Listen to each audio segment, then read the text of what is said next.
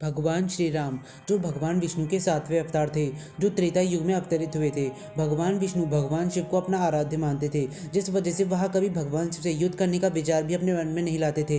लेकिन क्या आप लोग जानते हैं कि एक बार भगवान राम और भगवान शिव के बीच एक बहुत ज़्यादा भीषण युद्ध हुआ था, और क्या निकला था इस युद्ध का परिणाम? आइए चले जानते हैं इस वीडियो में। आपके अपने चैनल हिस्ट्री ऑफ गॉड में आप सभी का बहुत बहुत स्वागत है। अगर आपने अभी तक हमारे चैनल को सब्सक्राइब नहीं किया तो हमारे चैनल को सब्सक्राइब कर दीजिए, इस वीडियो को लाइक कर दीजिए, बेल आइकन आएगा उसे ऑल पे सेट कर दीजिएगा ताकि हमारे लेटेस्ट वीडियो सबसे पहले आपके पास पहुंचे। यह बात तब की है जब भगवान राम अश्वमेध यज्ञ करवा रहे थे। अश्वमेध यज्ञ का अश्व चारों दिशाओं में विचरण करके सभी राज्यों को श्री राम के अधीन कर रहा था। सभी राजाओं को यह बात ज्ञात थी कि श्री राम वास्तव में भगवान विष्णु के अवतार थे, जिस वजह से उस समय के सभी राजा श्री राम की अधीनता स्वीकार कर रहे थे। तभी अश्वमेध यज्ञ के अश्व ने राजा वीरमणि के राज्य में प्रवेश किया। राजा वीरमणि भगवान शिव के बहुत बड़े भक्त थे।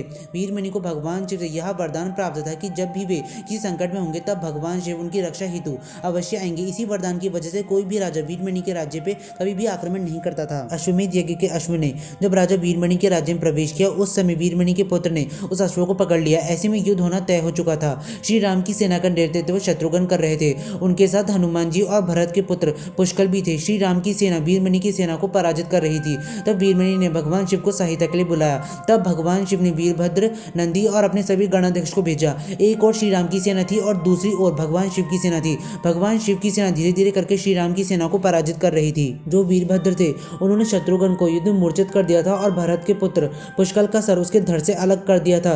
जो हनुमान जी थे वह नंदी और वीरभद्र के साथ युद्ध कर रहे थे, लेकिन वीरभद्र और नंदी यह दोनों भी रुद्रांश थे, जिस वजह से हनुमान जी को उन्हें परास्त करने में बहुत ज्यादा मुश्किल हो रही थी। अपने भक्तों को संकट में देख के भगवान राम युद्ध में आ गए थे। वह धीरे धीरे करके भगवान शिव की सेना का नाश करने लग गए। तब भगवान शिव युद्ध में आ गए थे। भगवान राम और भगवान शिव के बीच बहुत ही ज्यादा भीषण युद्ध हुआ। इस युद्ध के प्रभाव से तीनों लोगों में हाहाकार मच गया था।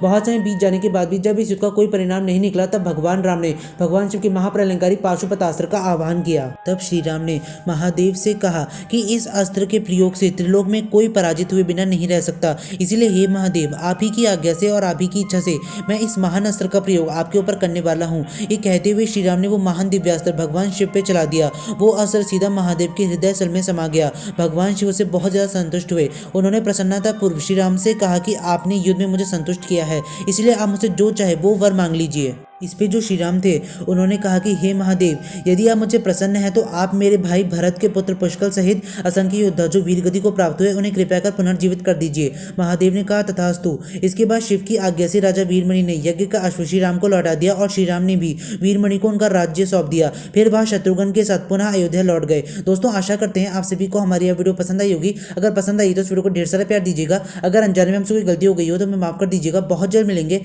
ऐसी किसी मजेदार वीडियो के साथ। तब तक के लिए आप सभी का बहुत बहुत शुक्रिया।